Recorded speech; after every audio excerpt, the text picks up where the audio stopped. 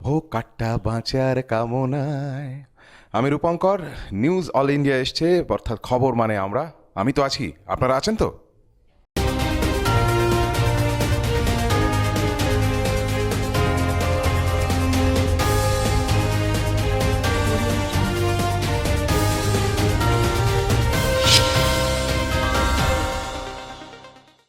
নমস্কার, নিউজিল্যান্ডের পর্দায় আপনাদের স্বাগত। আপনাদের সঙ্গে আমি অর্পিতা। শুরু করছি আজকের বিস্তারিত খবর।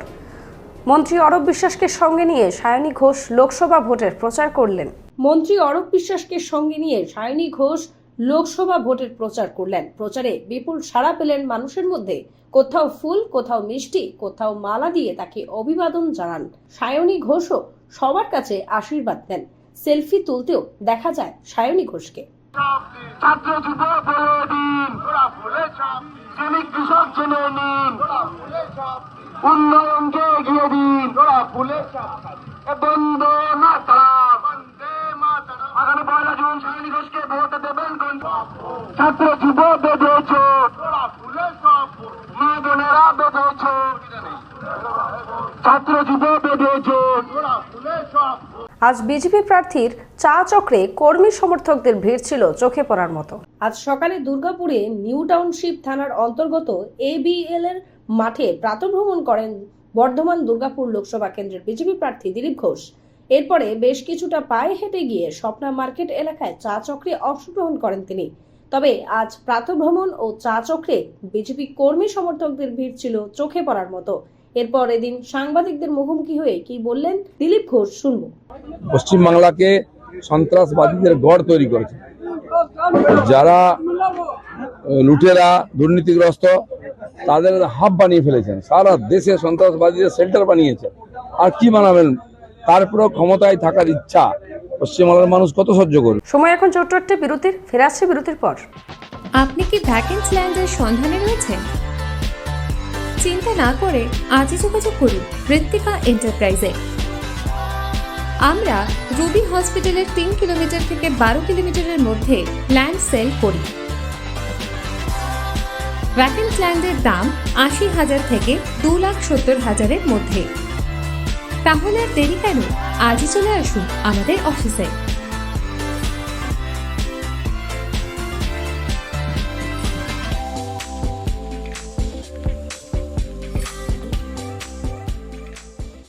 ফিরে এলাম বিরতির পর। আসছে এবারে বিস্তারিত খবরে। ফের চোট পেলেন মুখ্যমন্ত্রী মমতা বন্দ্যোপাধ্যায়। আসানসোল রওনা হওয়ার পথেই বিপত্তি। কপ্টারে উঠতে গিয়ে হোঁচট খেলেন তৃণমূল সুপ্রিমো মমতা বন্দ্যোপাধ্যায়। আসনে বসতে গিয়ে একেবারে নিচেই পড়ে যান তিনি।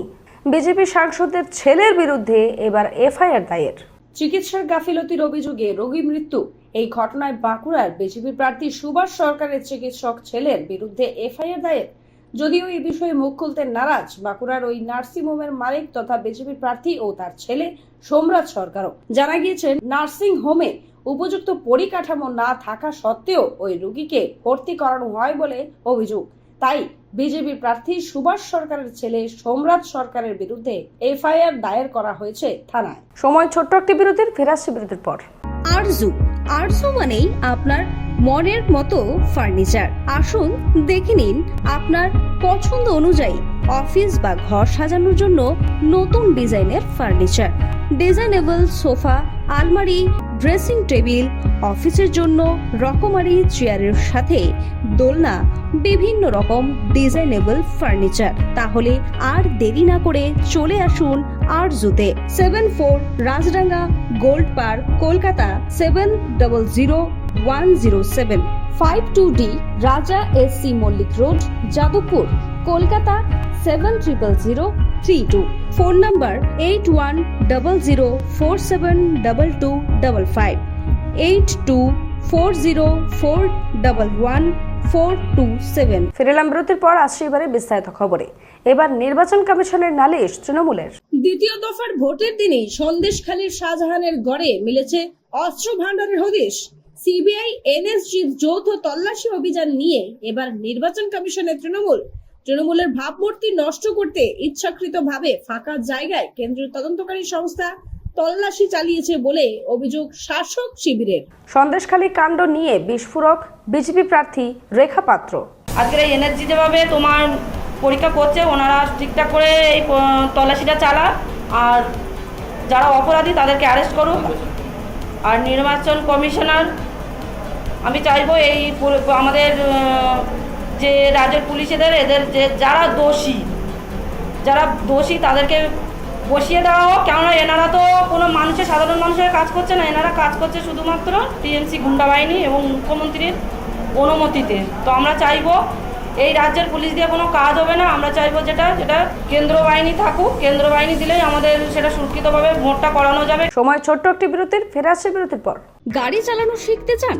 দীর্ঘ 24 বছর ধরে সরকার অনুমোদিত স্কুলে মহিলা এবং পুরুষদের গাড়ি চালানো শিখিয়ে এবং ড্রাইভিং লাইসেন্স দিয়ে রোজই রোজগারের সুবন্দোবস্ত করে দেওয়া হয়। এক্ষুনি চলে আসুন সরকার অনুমোদিত নস্কর মোটর ট্রেনিং স্কুলে, তেলচলা থানার সামনে, ভিআইপি নগর এবং অজয়নগর, মুকুন্দপুরে।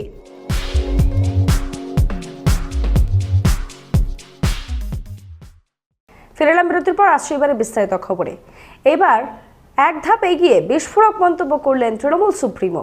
চাকরি থেকে মানুষ যারা চাকরি করছে তাদের চাকরি সব ছাড়াই করে দিচ্ছে বিজেপি পার্টি। মনে রাখবেন, এদের মতো পার্টি একটাও সারা পৃথিবীতে নেই। অত্যাচারী, অনাচারী, দুরাচারী, ব্যভিচারী, স্বৈরাচারী। তাই আগামী দিন বলবো, বিজেপিকে ভোটটা দেবেন না তো। 1 মাস ধরে দেখুন, 3 মাস ধরে ভোট চলছে, কোথাও দেখেছেন এত অত্যাচার? 3 মাস ধরে সব কাজ বন্ধ করে দিয়ে নিজেরা ঠান্ডা করে বসে আছে, আর আমাদের ঘুরে ঘুরে বেড়াতে হচ্ছে। গোপন তথ্যের ভিত্তিতে বারুইপুর পুলিশ আগ্নেয়াস্ত্র সহ আটক করে এক ব্যক্তিকে। এসআই রনি সরকার ও তার দল গোপন তথ্যের ভিত্তিতে বারুইপুর থানার আওতাধীন সুভাষগ্রাম খিরিশতলা মোড়ে অভিযান চালায়। অভিযানের সময় তারা জয়নগর থানার চালতাবেড়িয়া সর্দারপাড়া থেকে 38 বছর বয়সী প্রবীণ অপরাধী শহীদুল সরকারকে আটক করে আগ্নেয়াস্ত্র সহ। শহীদুল সরকারকে তল্লাশি করে তার কাছ থেকে একটি ইম্প্রোভাইজড পাইপ গান ও 7 রাউন্ড গুলি উদ্ধার করে। সন্দেহভাজন ব্যক্তিকে জিজ্ঞাসাবাদে বাকি ধৃতদের নামও। এরপরে বারুইপুর থানা তদন্ত শুরু করে এই ঘটনার। সময় এখন ছোট্ট একটি বিরতির, ফিরে আসছে বিরতির পর। রুবি হসপিটালের খুব কাছে, বিমান্তা হোটেলের পাশে Ruby guest house. Ruby guest হাউসে আসলেই আপনারা কম দামে পেয়ে যাবেন রুম ভাড়া। তাহলে আজই চলে আসুন রুবি গেস্ট হাউসে। Ruby guest house. ফিরে এলাম বিরতির পর, আসছে এবারে আবহাওয়ার খবরে। গরম থেকে আপাতত রেহাই নেই বঙ্গবাসীর। আরও 7 দিন রাজ্যে চলবে তাপপ্রবাহ। পার্বত্য 2 জেলা ছাড়া আর কোথাও বৃষ্টির কোনো সম্ভাবনা নেই।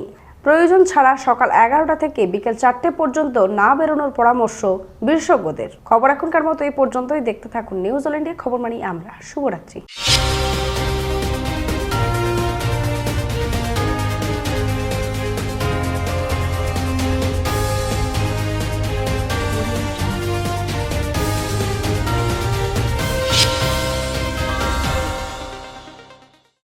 নিউজ অল ইন্ডিয়া, আমি 2012 সাল থেকে এই চ্যানেলটা ফলো করি, দেখি এবং এই চ্যানেলটা আমার খুব ভালো লাগে।